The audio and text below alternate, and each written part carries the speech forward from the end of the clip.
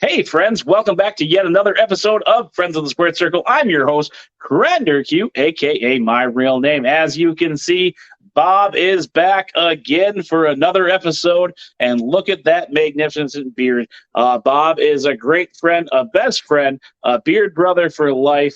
Bob and I always go to wrestling shows together. Bob, how you doing today? I'm doing great. Great. I see your beard's on point, and I am jealous. Mine is straggly. Usually, I have a good beard day on these shows, but today you take the trophy, sir. Thanks. Appreciate it. I'm always jealous of you. We're always competing when it comes to anything wrestling, beards, or anything. So you are a huge fan of pro wrestling. I feel like you're the one that got me into it even more. Let's just dive into it. What are some of your first wrestling memories? Probably like back when I was like 6, just sitting and watching VHS tapes, like renting them and going home and watching them. And then going to like little indie shows back when, between 8 and 12. And then probably my first WWE show, let's see, I think it was 10 for my first WWE show. It Okay. was a house. It was technically a house show, but they taped 4 episodes of the Sunday morning show, or whatever they call it. Taped 4 episodes in one night, so we were there for 8 hours for Oh, one gee. show, which was actually great. When you're a little kid, you're just amazed because you get to see everyone, and a Mhm. lot of people get to see twice. Remember having the big old orange Ultimate Warrior finger. Um, Getting to see all my favorite wrestlers that day. I still got some gold flags, gold like little gold things that came down from the ceiling when Gold Dust came out. Very nice. Still got Very nice. those. It's just a great show because I mean, 8 hours you get to see everyone. And then you're on TV for 4 weeks straight. Hmm. So it's pretty awesome because every Sunday I turn on the TV and see myself. I was right on the rail, so every time somebody came out, I was right there. I remember when Ultimate Warrior came out, I like reached way across, put my orange finger out, and he never ever like when he ran down the aisle, he never smacked hands or anything. He actually put his hand up and hit my hand. So that Nice. was pretty amazing. I remember like Ahmed Johnson. That's one guy you do not want to give a hug to. He Yeah. was so covered in baby grease, like baby oil. Like I remember giving him a hug and just being covered in baby oil. Uh, it was nasty, but I got to meet him. I mean, everybody. I mean, I was. I think you were a fan of him back in the day. I was till But Farouk came out and beat him up. Yep. Yep. oh yeah, yeah. Well, I got to see Nation of Domination there. Rocky Maivia was there. Uh, the Ringmaster, Oh, yeah. uh, Stone Cold. Um, all these guys before their Justin Hawk Bradshaw, JBL, like all these guys before they're bigger, they're all there, like lower card, Smoking Guns. Sonny was there. Everybody loved Sonny when back in the day. Nobody Before likes she went now, off the but rails. Yep. Yep. yeah. Uh, but it was just an amazing show, and I got to see everyone. And I was like, Brian Pillman hit one of the bushwhackers in the back with his crutch. Hmm. And like right on TV, you can see me with my big orange Ultimate Warrior finger hitting him with it. So that was pretty sweet. Uh, just getting to see yourself on TV and seeing all these stars like in person, it was just amazing. Hmm. And ever since I was a little kid, I always loved wrestling, everything about it, like going to the shows. Um, I always loved going to indie shows.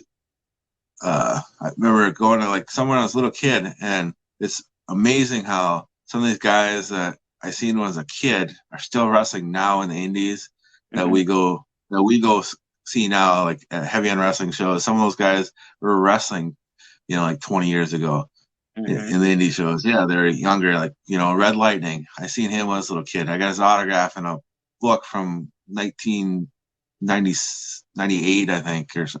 So it was maybe a little bit later, but I remember going to that show with my dad. That was a high school gym. And then seeing some of these like Sean Davari, he was at that show and he wanted something to eat, so I went and got him some hot dogs. So and then he lifted weights in my high school gym for the show. And then even some other shows like high school, like where Lenny Lane. I don't know if you remember Lenny Lane. I know the name. Yep, I don't remember his career too much, but well, the only thing you might remember him as, he was the second Chris Jericho. Like Chris Jericho would roll underneath the ring, he would come out and gotcha. wrestle and be the fresh man. But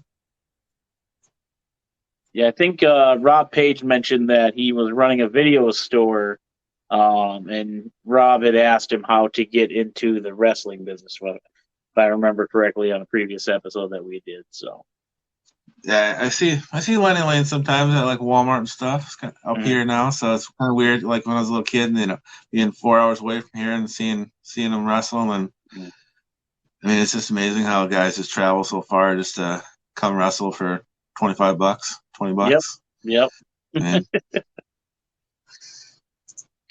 One of the guys I always liked, I know he was an enhancement talent. I don't want to call them jobbers because I don't, really like that term. Was the guy that was, oh my God, I just drew a blank. I can see him. He was at the last one of the Heavy on Wrestling shows we went to. Tom Jester. I always thought he was just a slimy little heel when he was at Heavy on Wrestling, and to see him just working with all the big men back in the day, and then getting just beat and pinned. But it's kind of cool to see him at a local wrestling show. So. Well, I mean, that's the same way as like Matt and Jeff Hardy started. They're just out there being jobbers, and they turned out to be pretty decent tag team. Yeah, I think they did okay for themselves. So we'll bounce back to the VHS days. What were some of the pay-per-views that you would rent? Mania, Survivor Series.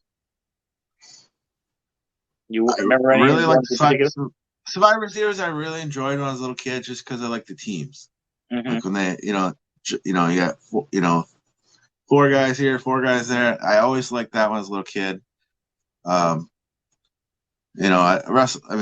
watched them all. I mean, anyone that they had at the video store, 3 movies, 3 days, $3.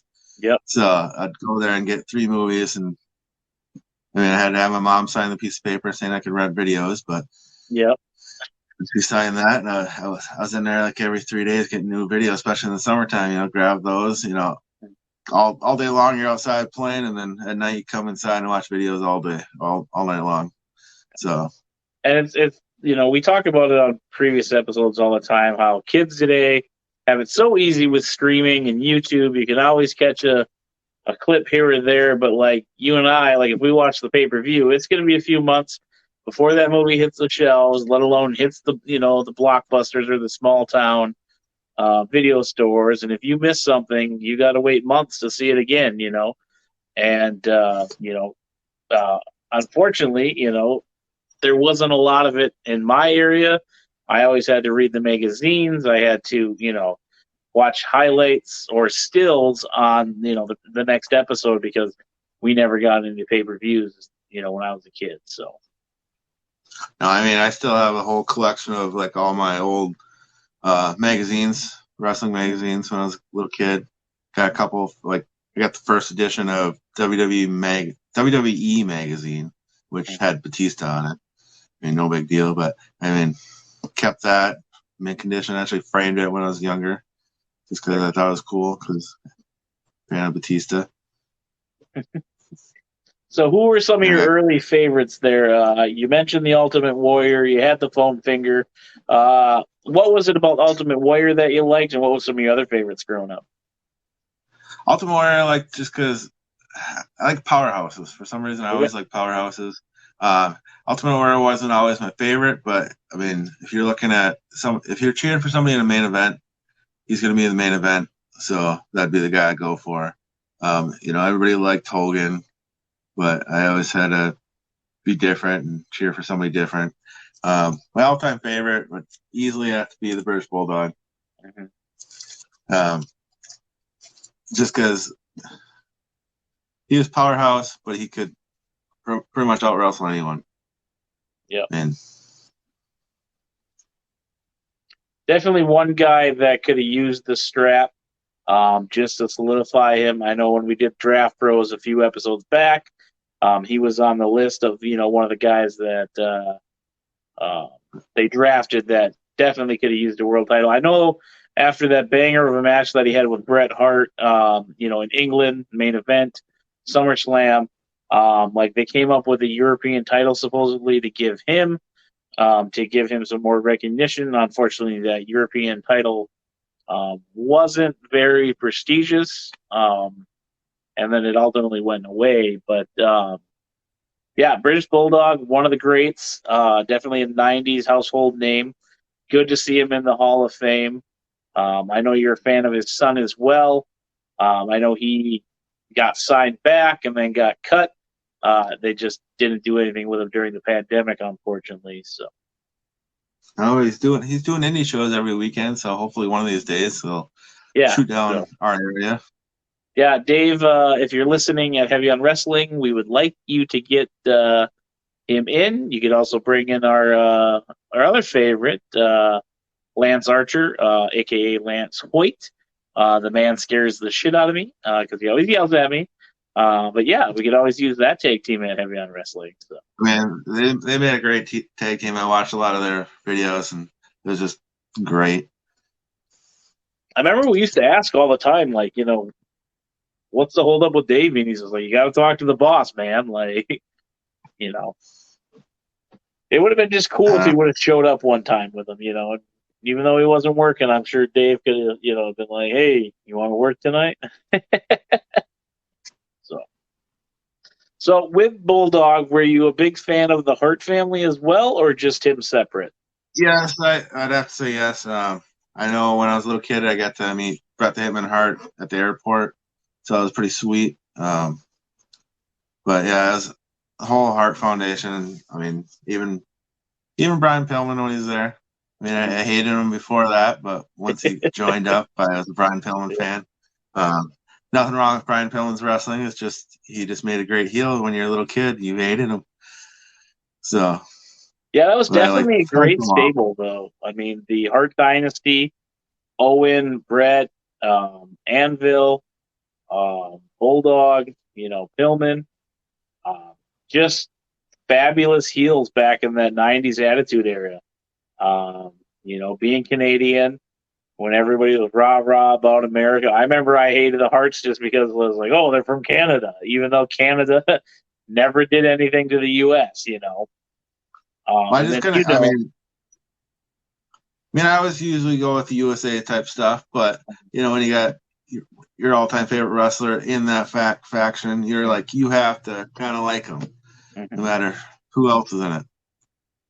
Yeah, and at that point, as I always say on here, I was a WCW kid, so I was more watching the cruiserweights, Jericho, Malenko, and all those guys.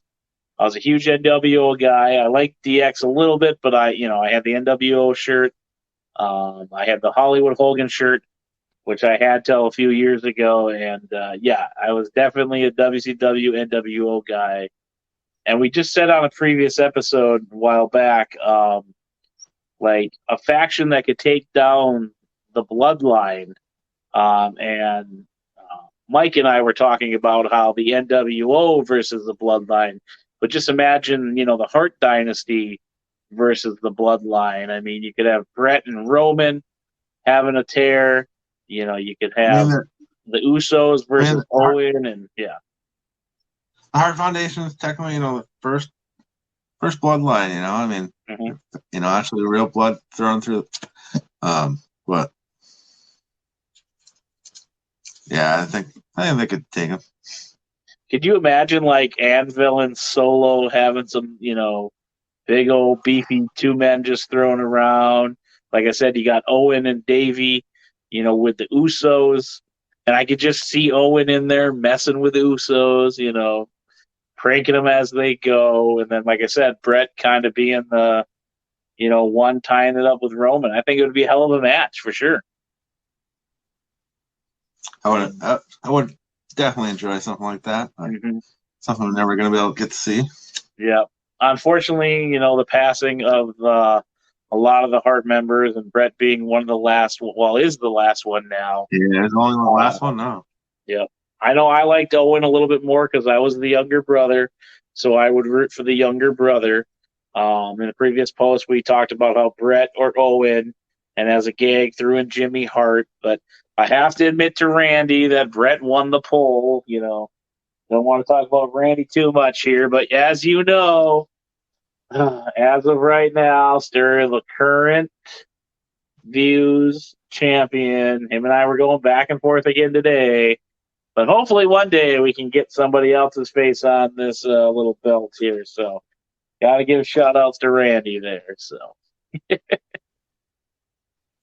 anywho, back to Bob. Yeah. You're always big in WCW. I mean, British Bulldog, actually, if you watch some of his WCW matches, they weren't bad at all. Mm-hmm. They just weren't, pushed like everything else in that time period. Yeah. And I watched all his WCW stuff, and he had some good matches. I wonder if fans got confused on kind of, like you had Big Bubba Rogers, who was the boss man.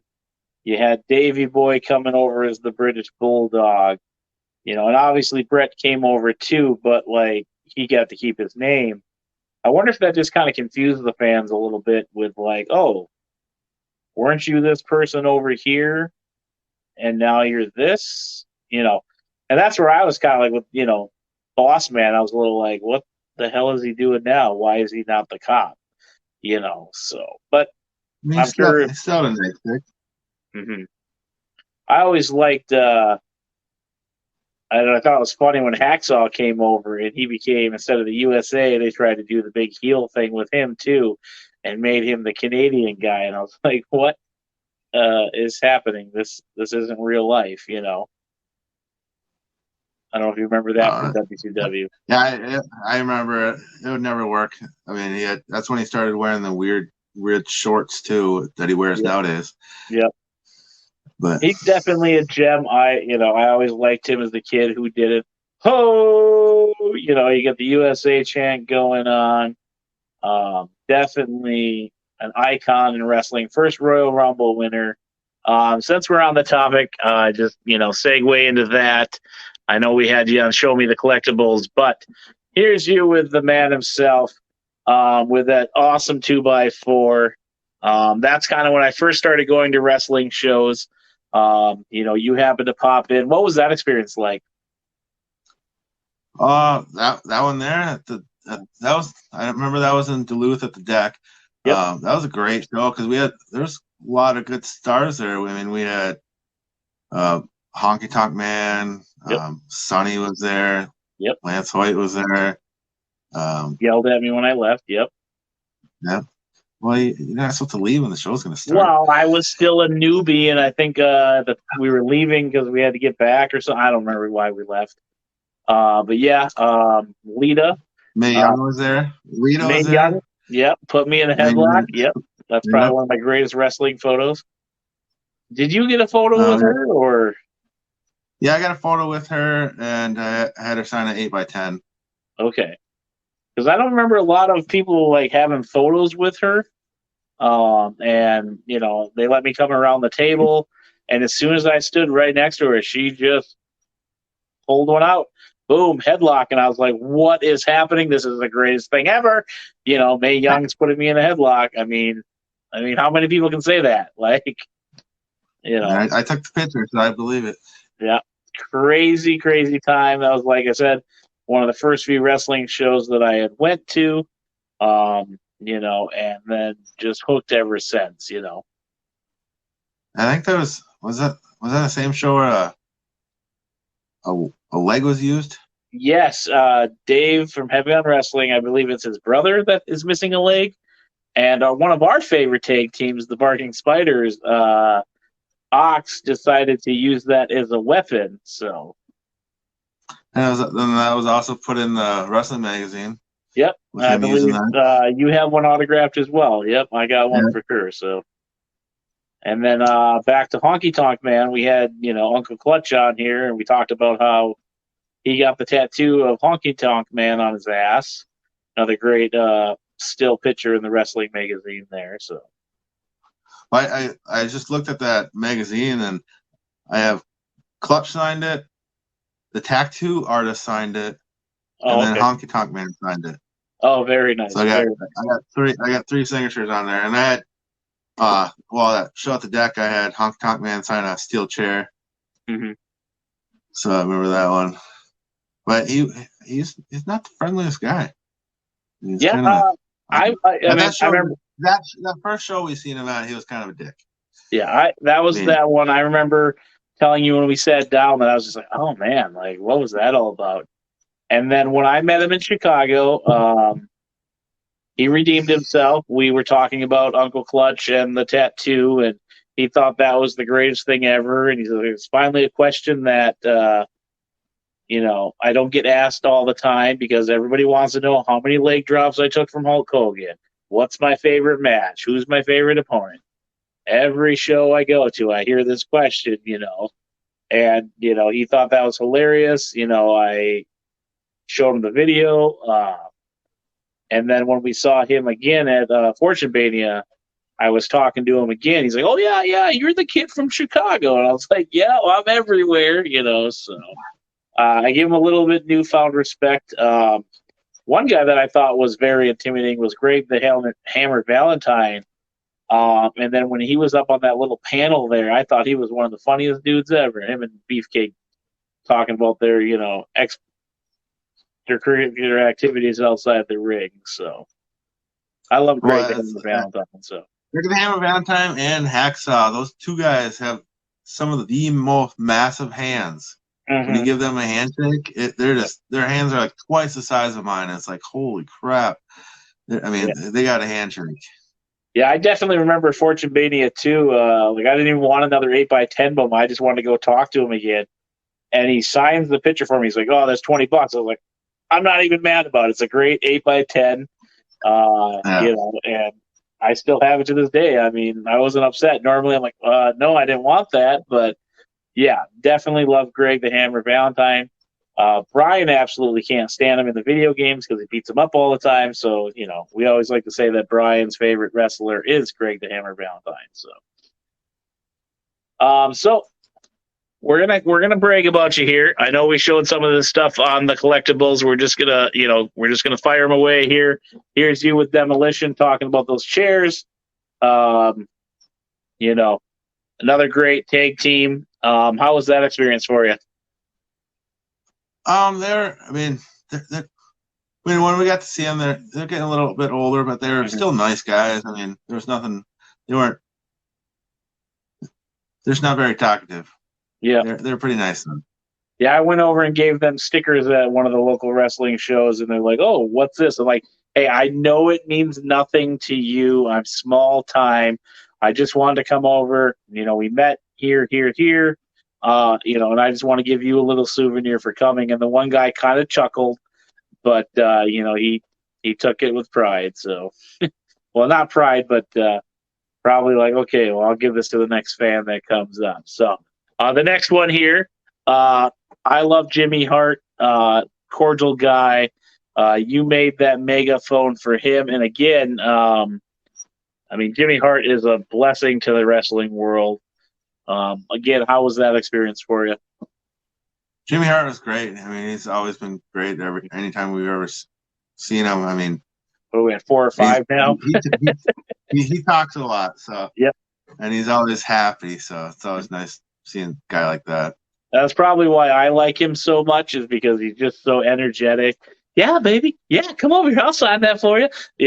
And I had that book. Remember, like, get up there. He'll sign it for free. Sure enough, he scribbled for me, and on my way and went. So Yeah, Greg probably when knew he I goes got a to the free show, he does. autograph, so he charged me. But what's that? Yeah, he's one of those guys where he doesn't really care about getting paid for the autograph. I mean, he wants to get paid to be there, but he Yeah. doesn't really care about the autograph too much. And I thought it Right. was So kind of cool that he got to be like a part of that match up in Duluth, and then he told the story about how 20 plus years before that, how he was there with Brett and those guys. Not necessarily the same arena, but they wrestled in Duluth and stuff. So that was kind of cool to get a little history on there. A couple more photos. I know you've seen them all already and been part of them all.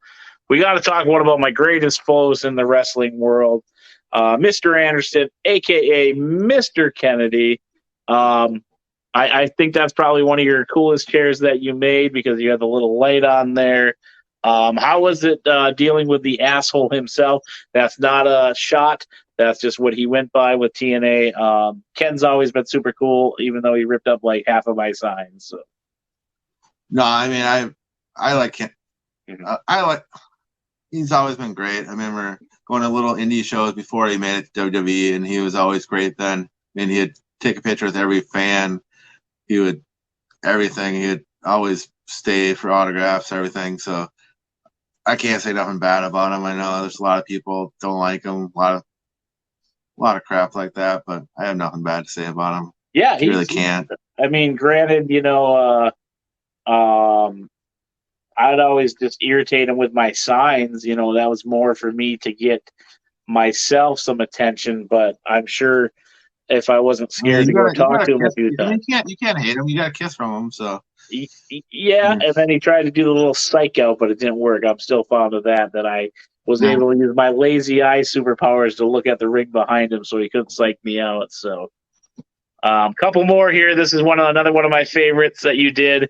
The Barbie with the legendary hardcore legend there, Mick Foley. I know security tried to not let you in for that, but luckily everybody knows who you are at the wrestling scene. They didn't think you were a madman. So Foley's kind of like I like him.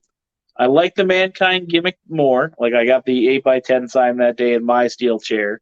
Not as cool as your Barbie, but kind of hot and cold response that I've had with him a few times. But how about your experience? I mean, I got to meet him a couple times. The one show where Terry Funk was there, he was great. Like, like talking to everybody, signing everything, but then show with the Barbie, he was great with me. I mean, but we were towards the front of the line for that show, and towards the end there, he was getting a little heated. I heard because he was there longer than he expected. Yeah, the posters, everybody was just bringing. I mean, because he wasn't charging for autographs that day, like whatever he brought up, But I think, yeah. So it was kind of nice, but yeah, he got it really heated that day. I think it was like the VIPs were the ones that were supposed to go through, and then they opened it up to everybody. So you and I ran our ass up there because we're like, hey, like we paid the extra to get the autograph. We're getting up there right away. And I think we were like, what, 3-4? You let the little kid go before us, and the dad, and then I think you were 3 and I was 4. And then it's funny to me because like Joe and Brian have the worst luck at wrestling shows. They always seem to get them when they're ornery, and I like bringing it up because Joe and Brian were both like, what's the deal? Like, what did I do? So it's kind of fun to say they got yelled at by Mick Foley. So I think one of the crabbiest guys I met, it was just bad time in his life. It was Jake the Snake Roberts. It was, right when he's going through all the crap and getting clean, but he was pretty crabby that day. Yeah, he was just at a recent show. Shook everybody's hand as he walked by. Said, "Hey, thanks for having me." Yada yada yada. That wasn't the Fortune Mania show, was it? Was that before that? Yeah, Fortune Mania is when he he was the second guy I got signed that day. Like right when we walked in, got Scott Steiner right away. And then I went and got Jake the Snake because I had big posters of both of them. Mm-hmm. So I wanted to make sure I got those signed and got it out of the way. But yeah, Jake was a little crabby then, but X-Pac was right next to him and he wasn't crabby at all. He was just a little late. Yeah, and other reasons why he probably wasn't crabby, we won't disclose. We don't want to too much. He was sleeping. They had to go wake him up. So But he was pretty cheery that day. Which is great for me because I was like, I'm not getting the photo, I'm not getting the autograph. And I went over and met one of my, my little buddies now. I will say we're buddies because he always responds to me and messages me back on Instagram. Is Luke Hawk, one of the coolest guys I've met in wrestling. Him and I always chatted at the local shows. We'd stand over and talk to him when nobody would be in his lines, towards the end of the shows and stuff. But yeah, I love Luke Hawk. Um, and hopefully one day I've talked to him about this. I remember sending the screenshot. He's like, just send me an email, So once I'm ready for that interview, hopefully I can, get Mr. Popular himself, Luke Hawk, on a future episode of Friends of the Squared Circle. But I know he's busy with Young Rock, getting beat up by The Rock in Fast and the Furious, as well as, dealing with Wolverine. So, And I hate when people criticize him on Young Rock, how he doesn't look exactly like Stone Cold, or Stone Cold didn't sit that way. I think he did pretty damn good on that show, but yeah. I don't know. I definitely would love to get, to add another 8x10 to my collection of him as Stone Cold. And I remember you pointed out that he worked with Cody Rhodes there that one night when Cody was doing the paper bag gimmick. Putting the paper bags on the fans, and he was holding the bags. Yeah, Luke Hawk is definitely awesome in my book. He's got to be right up there, number 2 probably for pro wrestling experiences that I've had. So, now one of my, like, when I was younger, anyways, one of my favorite wrestlers that I thought was super nice was Charlie Haas. And yeah, he's a little different nowadays, but I remember going to a wrestling show. Then after the show, I went downtown to see if I could meet any wrestlers, and there's a bunch of wrestlers there, like Miss Jackie and Dawn Marie and Horseshoe and Devon Dudley and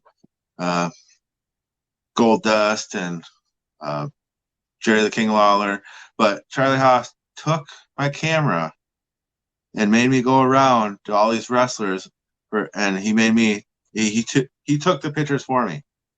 I remember I was standing next to Tom Marie. He's like, "Put your damn arm around her. She's a diva."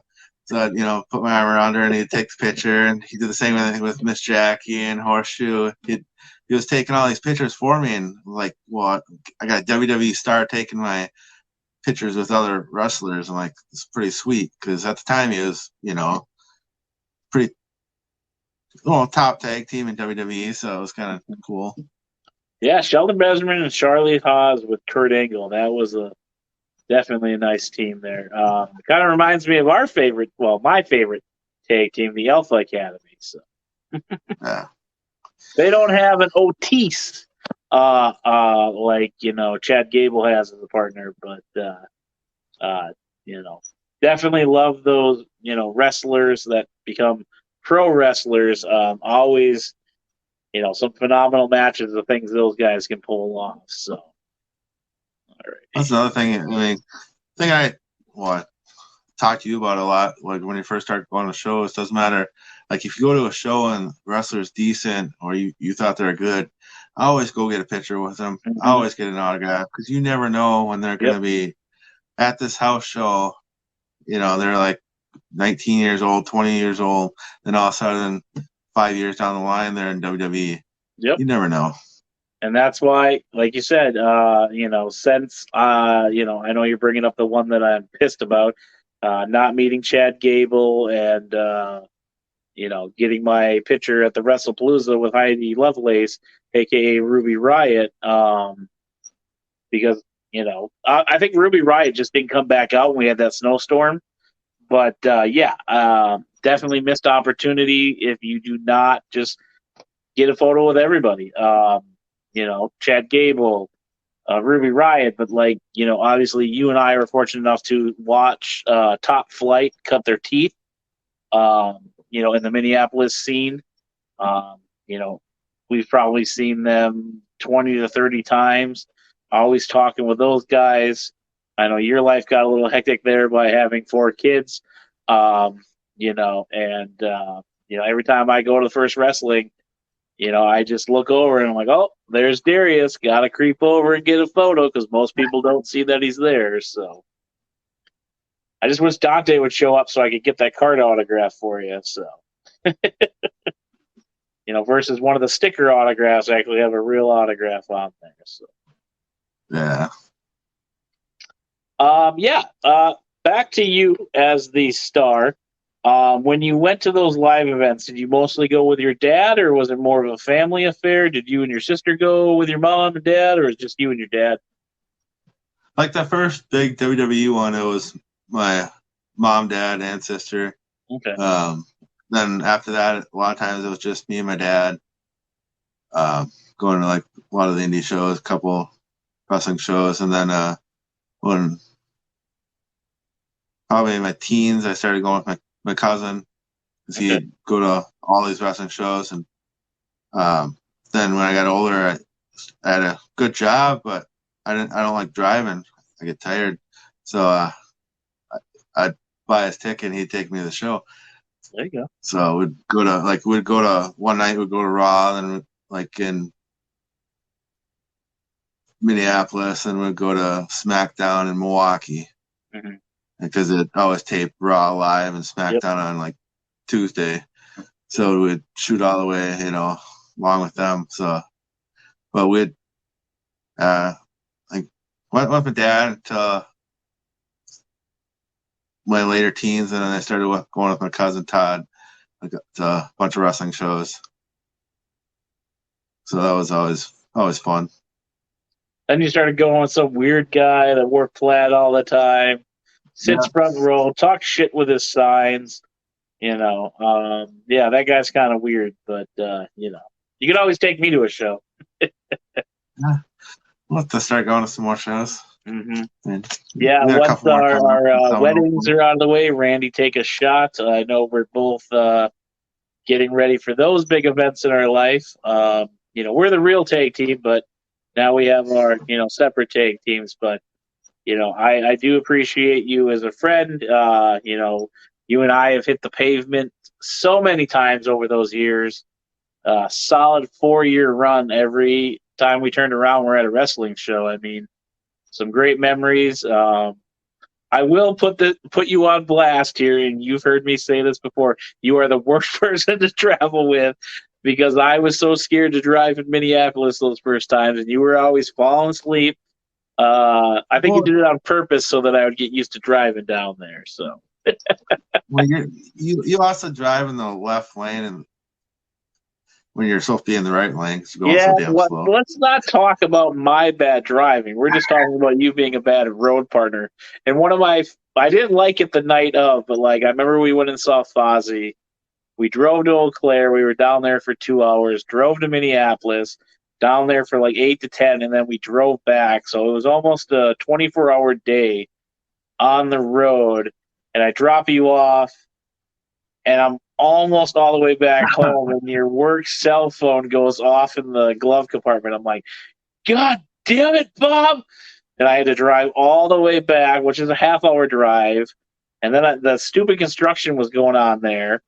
So I had to go 10 minutes out of my way to get around because I got lost or turned around. And by the time I finally got home, I was just so dead. I remember the roommates still being up, and they're like, dude, you're just getting home? I was like, yeah, fucking Bob's phone. Kicked my shoes off, and I passed out till noon the next day. But definitely a great trip. We got to go to the Comic-Con, got to go to the, Fozzy concert. Yeah, definitely a great day, but at that moment was not too happy. So, you know what? We got a lot more names now we can add to the alphabet game, the wrestling alphabet game. Oh trip from yeah. Was it Oshkosh? Oh yeah. We had drove. Yeah, oof. That was another long one where I think I got out of the car and I was like, Bob, you need to drive for a half hour. I just need to rest a little bit. And then what do? We played the alphabet game, and I was just like, I'm good. Let's go, So, too many funny stories. Those 4 years on the road, I felt like a pro wrestler for sure, just burning the candle at each end. At least now you know a wrestler starts with O. Yep.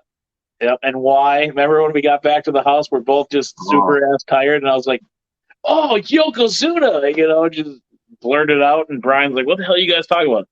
Don't ask. We've been on the road for 4 hours. We need to go to bed so we can get on the road tomorrow and head back north. But yeah, definitely some fun times on the road. I remember the one time I had to pull over. I think it was Hinkley.